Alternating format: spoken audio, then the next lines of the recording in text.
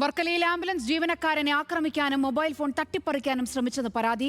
Cherunniyoor government ഹൈസ്കൂളിന് മുന്നിലായിരുന്നു സംഭവം. രോഗിയെ ആശുപത്രിയിലെത്തിച്ച് തിരികെ മടങ്ങുകയായിരുന്ന ആംബുലൻസ് ജീവനക്കാരനെയാണ് മർദ്ദിച്ചത്. മർദ്ദനമേറ്റ കല്ലമ്പലം സ്വദേശി BS മൻസിൽ ഷാനവാസ് വർക്കല പോലീസിൽ പരാതി നൽകി. ആ ദൃശ്യങ്ങളിലേക്ക് ആദ്യം.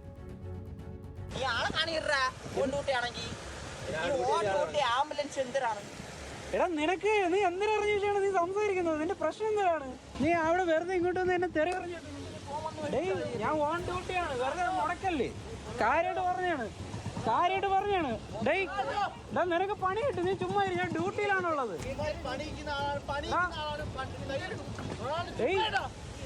ഇനിയാടാ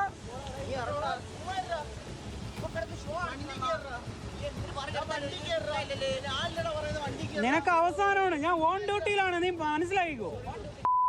ഒരു സോറി ഇല്ല. എടാ എനിക്ക് നിന്നെ അറിഞ്ഞാലും കൂടെ നീ തെറി പറയുന്ന എന്തിന്?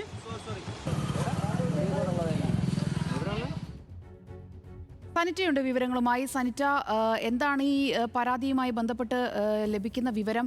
ഇയാൾക്ക് പരിചയമുള്ള ആളാണോ ഇത്തരത്തിലൊരു ആക്രമണം നടത്തിയത്? എന്താണ് ഇതുമായി ബന്ധപ്പെട്ട് ഈ പരാതിക്കാരൻ പറയുന്നത്?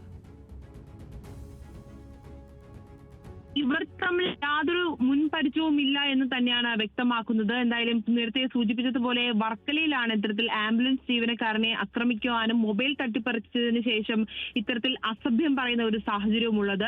ഇത്തരത്തിൽ വർക്കലയെ രോഗിയെ തിരുവനന്തപുരം മെഡിക്കൽ കോളേജ് ആശുപത്രിയിൽ എത്തിച്ചതിന് ശേഷം തിരികെ വർക്കലയിലേക്ക് മടങ്ങുന്ന ആംബുലൻസ് ജീവനക്കാരനെയാണ് ഇത്തരത്തിൽ സ്കൂളിന് സമീപം വെച്ച് ആക്രമിക്കാൻ ഒരു സാഹചര്യം ഉണ്ടാകുന്നത്. തുടർന്ന് ദൃശ്യങ്ങളിൽ കാണുന്നത് പോലെ തന്നെ ഈ അസഭ്യം പറയുന്ന ഒരു സാഹചര്യം ഉണ്ടാകും.